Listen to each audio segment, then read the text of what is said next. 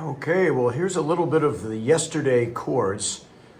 And what we're looking at is the need to kind of change what we do with our hands, right? So if we started off, for instance, with the left hand here, what we would do, normally like on an A minor chord, I would just do that, right? I don't have to worry about any of the fingers needing to hit any of the black keys. However, when that happens, then you have to go into the keyboard like this. So here's kind of on the, on the outside of the white keys, right? So you have to kind of go in like that. And this is going to be the first chord of yesterday.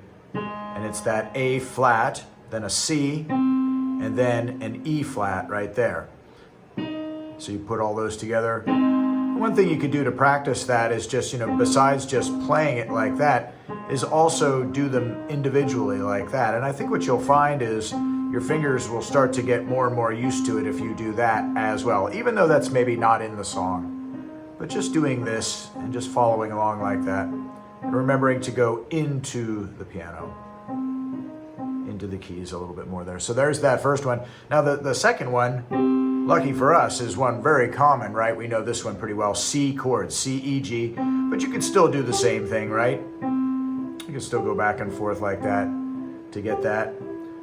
Then the one after that is going to be an F minor. So what we could do there is we'll just go back down here, and then we'd go to, normally an F would be like this with an A, regular A, but instead it's going to be flat, and there's that. So F to A flat, up to C, back to A flat. Just going to do that a few times, and you can do that as well.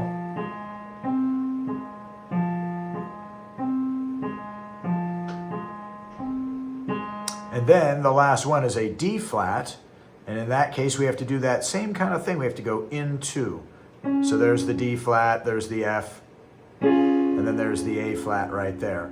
And then I again would do the same thing back and forth. And you'll find that, your fingers are a little, trying to get them to fit right in there. It's probably not a problem for you. I can feel that I have to be very precise when I play because the tips of my fingers are a little wider.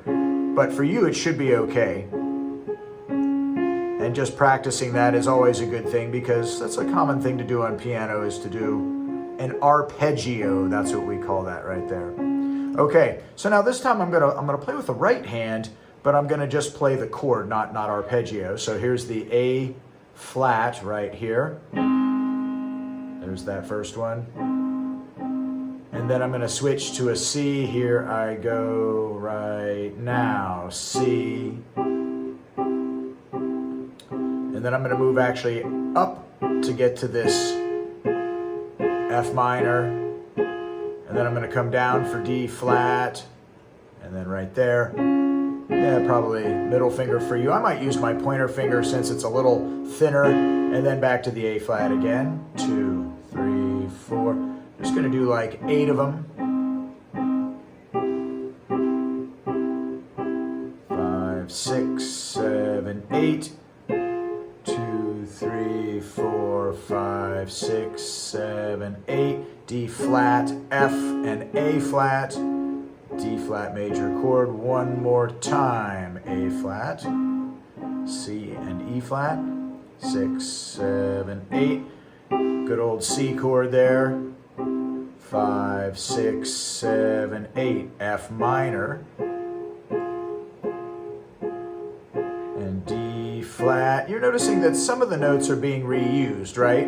And let's do that one more time, because it's all part of a scale. And here comes C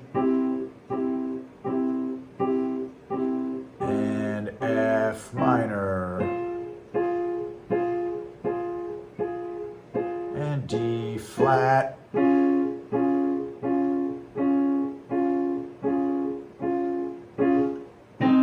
Just kind of finishing on an A flat there. So these are some new chords. They're going to require that you pay a little bit more attention to the black keys as you're going by on these tunes. And yeah, let's just see how it goes. And the other thing that can happen too is that I could simply play it on piano or even play it on guitar or something different, and you could sing while Shay plays the drums. That's another possibility for us on this song, or really any song if you're not feeling quite comfortable with the piano chords. But there's at least an introduction to it, and we'll see what happens. Good luck.